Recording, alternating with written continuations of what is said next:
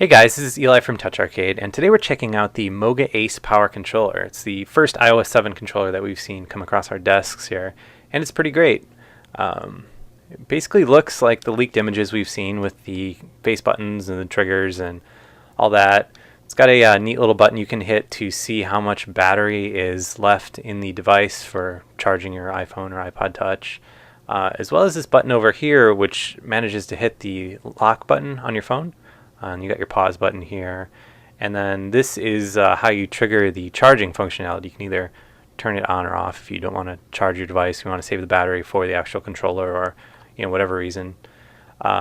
This is what the back looks like. Pretty simple. You can see the triggers a little bit better. There's a little reset switch which I've only needed to use once to get stuff working, and then you have this lock and unlock slider on the back here that controls how it slides open. You want to keep it locked when you have it in your bag, obviously, so it doesn't just flop open on you.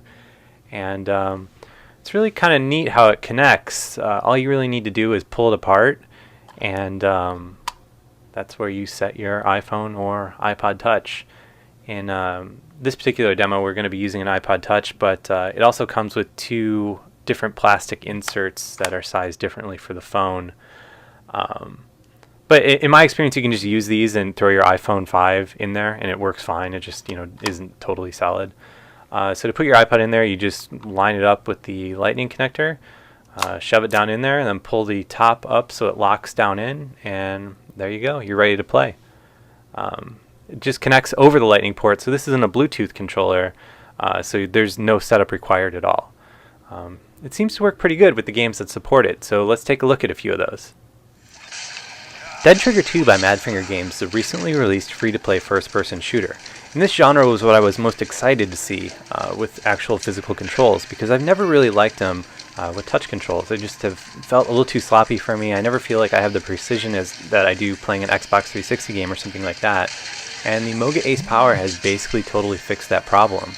I can move around and aim with ease, and my fingers aren't all over the place. The controls, aside from that, are pretty simple. You hit X to switch between melee weapons and your pistol, and the L1 button allows you to zoom in. It's just way more fun when you can see everything that you're doing and your thumbs aren't covering the bottom third of the screen as you anxiously try to spin around or do whatever else. So controls have improved this game greatly. I highly recommend checking it out as soon as you get one. Next up we have Bastion from Warner Brothers, which was a console port that came to iOS. And the touch controls, they worked, but they were not that great. Obviously adding a controller to the mix to a game that was made with a controller in mind really seems to solve that problem. Just kind of mash buttons to attack, and it feels oddly close to the Xbox version of the game. With the B button to attack, and then you can use the other buttons to switch weapons, and the trigger button actually is what causes you to bring up your shield. It makes fighting feel a lot better than frantically hitting your touchscreen buttons, because it always feels like your fingers roll off the buttons or you don't hit them when you need to, and that problem is totally resolved when you've got physical controls. Although you can kind of notice that the buttons are a little clicky, as you can hear in this video, which makes button mashing games kind of annoying to play because, I don't know, just makes more noise than you would be used to with a controller, as you can see there. But overall, Bastion's greatly improved with physical controls, and that really shouldn't come as much of a surprise because it was never built with virtual controls in mind in the first place. Limbo by Playdead is a puzzle platformer which similarly is improved by adding physical controls just because of the nature of platformers, it seems like. Although it seems like Limbo is a little bit more fun to play on a big screen, and the unfortunate side effect of the way this controller is designed in using the lightning port is that you can't use the lightning to HDMI adapter. You can play over AirPlay via mirroring, but the problem with that is the tiny lag between the controller and your iPod Touch, and then all that getting blasted up into AirPlay, and then down through your Apple TV and back to your TV, adds enough latency that it becomes pretty noticeable, especially in games where any kind of precision is valued. So that's a little disappointing, but overall, just like the previous two games, Limbo is an experience that's greatly improved physical controls. It seems far less frustrating to play when you're not missing a jump or something like that because you wandered off the virtual control segments of the iPod Touch or iPhone or whatever you're playing it on.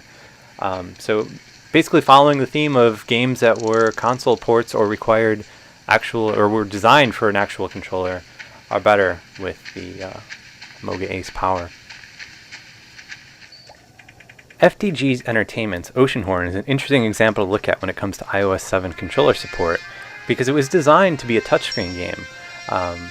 You could argue that Dead Trigger 2 was as well, but first-person shooters have always lent themselves to different controls that aren't touchscreen controls, at least in my opinion.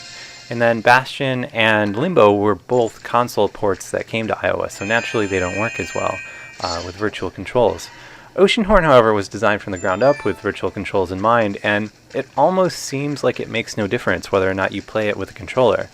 The virtual controls in Oceanhorn are great. The buttons are positioned in a way that it's never really a problem. And what's strange is when you play it with a physical controller, it almost seems like the game is too simple for your controls, and that you really only are ever hitting one button. The analog stick's a little weird because I feel like the touchscreen controls just are more precise, which is kind of an odd thing to experience because you're so used to a controller being better. But as you can kind of see here, every once in a while I have a little trouble moving, and that could just be a calibration issue with the developers not having a physical controller to test on or anything like that. But I'm definitely preferring Oceanhorn just on the touchscreen itself, which wasn't really something I was expecting. I thought everything was going to be improved by the controller. So definitely take a look when these are released.